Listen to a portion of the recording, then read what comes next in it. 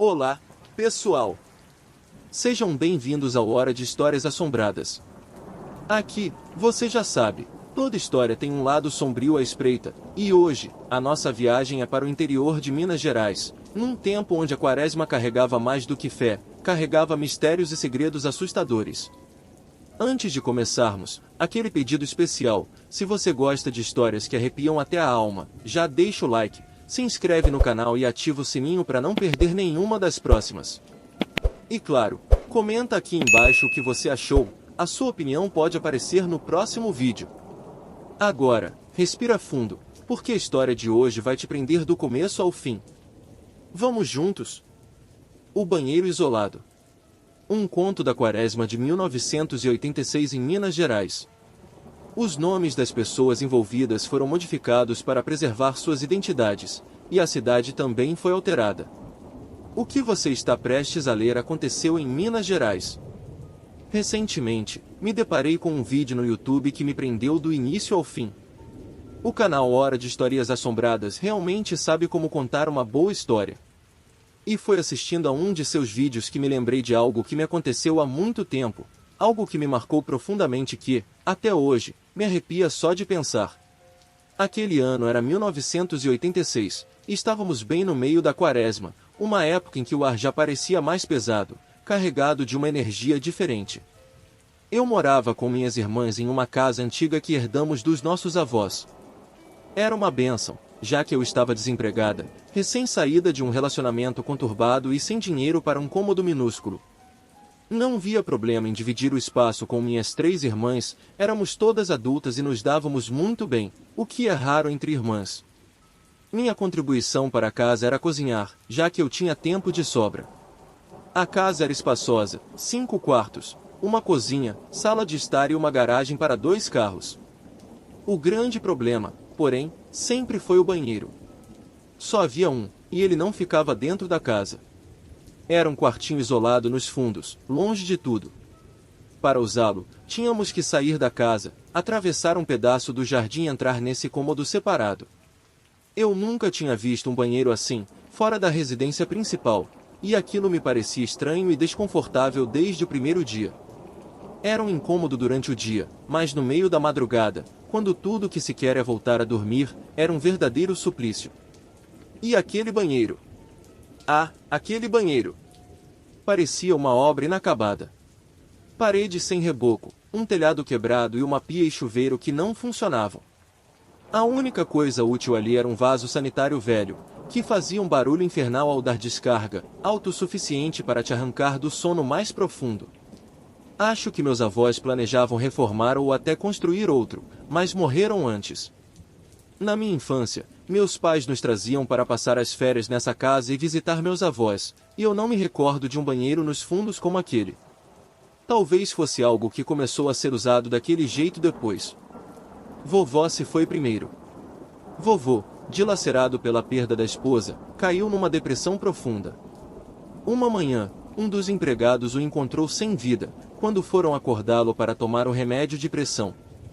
Deveriam ser umas 2 da manhã quando me levantei, desesperada para usar o banheiro.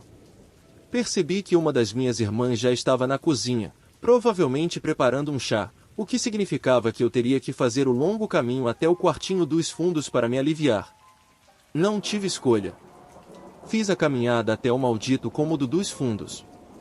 Achei o interruptor, acendi a luz, fechei a porta, caminhei até o vaso e fiz o que precisava. Lembro-me de ter olhado para o teto, observando as telhas, cheias de teias de aranha e buracos feitos por brigas de gatos. Pensava que, se um dia eu tivesse dinheiro, arrumaria tudo, deixaria o lugar um pouco mais acolhedor. Puxei a cordinha da descarga, ouvindo aquele som estrondoso, e me dirigi à porta, pensando em lavar as mãos na torneira do jardim, já que a pia de dentro não funcionava. Imagine meu pavor quando puxei a porta e ela não abriu. Eu não a tinha trancado. Nem era possível trancá-la por dentro, só por fora. Pensei que uma das minhas irmãs estaria me pregando uma peça, elas adoravam fazer essas brincadeiras. Muito engraçado, agora abram a porta. Eu disse, tentando entrar na brincadeira. Silêncio. Vamos! Abram! Elevei o tom de voz, mas de novo, nenhuma resposta. Comecei a coçar a cabeça rapidamente, um tique que tenho quando fico nervosa. E se não fossem elas? O pensamento me corroía. Mas quem mais poderia ter feito isso? Um invasor? Um ladrão que entrou na casa e me trancou para não ter com quem se preocupar?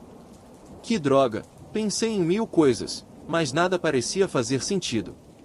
O pior de tudo era que não adiantaria o quanto eu gritasse, os quartos das minhas irmãs eram distantes demais. Elas jamais me ouviriam. A única solução era tentar arrombar aquela porta. Tomei impulso, pronta para colocar a ideia em prática, mas antes que eu pudesse fazer qualquer coisa, a luz piscou. 5 segundos de escuridão absoluta. Meu sangue gelou. Uma pontada na cabeça me fez soltar um gemido baixo de dor. Tudo foi tão estranho. Sentei-me no chão, perto de alguns escombros, pedaços de parede, restos de entulho, provavelmente deixados pelos meus avós. Tenho que lembrar as meninas para me ajudar a limpar isso aqui, sussurrei para mim mesma.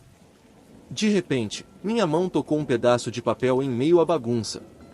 Eu ainda estava me recuperando da estranha dor de cabeça, que havia piorado um pouco com o retorno da luz. A ideia de arrombar a porta ficou para depois. Sentada naquele canto nada amigável, trouxe o papel para perto dos olhos. Letras escritas em caneta vermelha. Traga o prato com um pequeno animal morto. Um lagarto ou um camundongo são as melhores opções. Entretanto, com o camundongo, são altas chances de sucesso. Sem janelas, isso é muito importante. Leia o que lhe enviei em voz alta quando tudo estiver pronto. Você saberá quando funcionou. Lembre-se, 5 vezes é o suficiente. Não entre mais no cômodo depois disso. Não entre. Agora aproveite, mate sua saudade. Fiquei completamente confusa, pensando que aquilo não podia ser uma brincadeira. Meu coração quase parou quando virei o papel. Havia algo mais, escrito do outro lado. Se você desobedeceu e entrou no cômodo mais de 5 vezes, pode ter ficado confiante que nada aconteceu, mas quando você menos esperar, a porta trancará. Isso acontecerá em algum momento após passar o número de vezes. Pode ser logo que quebrar a regra ou pode demorar um pouco. Caso aconteça, espere aquele que você prendeu no cômodo se manifestar. Ele está sozinho, trancado, culpa sua. Implore, talvez tenha sorte na primeira e, caso tenha, nunca mais volte. Antes que eu pudesse sequer reagir, ouvi passos em minha direção. Eu não queria levantar a cabeça para olhar quem era, mas uma força estranha parecia me forçar a fixar o olhar. Lentamente, levantei a cabeça. Era a vovó. Ou o que eu pensei que era. A senhora alegre da minha infância tinha agora um olhar cansado, os olhos grandes e arregalados pareciam afundar no rosto, devorados pelo excesso de pele envelhecida. Oh, Deus! Abri a boca para falar, mas nada saía, nem um mísero som. Não conseguia parar de tremer. Meu corpo agia por vontade própria, não obedecia mais meus comandos. Todas as informações demoravam para chegar ao meu cérebro. Não sei quanto tempo a encarei, até finalmente lembrar daquela palavra, implorar. Consegui falar. Na verdade, implorei. Falei de tudo para o que quer que fosse aquilo, para que me deixasse partir, que eu não tinha nada a ver com aquilo, nem sabia que esse tipo de coisa acontecia ali. A entidade sorriu largamente, como se estivesse se alimentando do meu sofrimento. Não, aquilo não era vovó. Não poderia ser. Era algo que usava sua pele, com o objetivo de enganar. O rosto distorcido e seu sorriso macabro foi a última coisa que vi quando a luz apagou de vez. Era de manhã. Acordei com minhas irmãs me balançando e gritando meu nome. A porta finalmente havia sido aberta. Elas me ajudaram a levantar e me levaram até a cozinha. Sentei-me em uma das cadeiras e contei tudo o que tinha acontecido. No começo, acharam que eu estava brincando, mas minha palidez e o pavor que eu tive quando uma delas afirmou que iria ao banheiro procurar o pedaço de papel as fizeram acreditar em mim. Decidi sair da casa 3 dias depois. Fiquei na casa de uma amiga até arranjar um emprego, queria distância daquele lugar. Aconselhei minhas irmãs a fazer o mesmo. Nunca mais voltei. Hoje, pensando sobre isso, entendi que vovô amava vovó. Amava o bastante para se iludir que haveria outra vez, fazendo algum ritual, trancando sua alma em um cômodo. É uma pena, pois aquilo nunca foi ela. Nesta história, mergulhamos no relato arrepiante de uma mulher que, presa no único banheiro da casa, um quartinho isolado nos fundos, se depara com um ritual macabro e uma aparição aterrorizante durante a Quaresma de 1986 em Minas Gerais. A narrativa explora o desespero do confinamento e o terror de enfrentar uma entidade que se disfarça para enganar. Foi uma experiência realmente assustadora, não acham? O que mais te impressionou nessa história agora que o banheiro é o único e fica fora da casa? E assim chegamos ao fim de mais uma viagem pelas sombras do inexplicável. Mas me diz aí, o que mais te causou arrepios nessa história? O ritual escondido? A figura que usava o rosto da avó? Ou o simples fato de um banheiro ser a passagem para algo que jamais deveria ter sido despertado? Deixa aqui nos comentários o que você faria se estivesse no lugar dela, e se já viveu algo parecido. Compartilha com a gente, seu relato pode inspirar um próximo episódio aqui no canal. Ah, e não esquece, curta o vídeo, compartilha com quem curte uma boa história de arrepiar e se inscreve se ainda não é inscrito. Toda semana tem história nova, cada vez mais assustadora. Obrigado por me acompanhar até aqui. A viagem termina por agora, mas logo, voltamos a percorrer caminhos cercados por mistérios. Até o próximo Hora de Histórias Assombradas.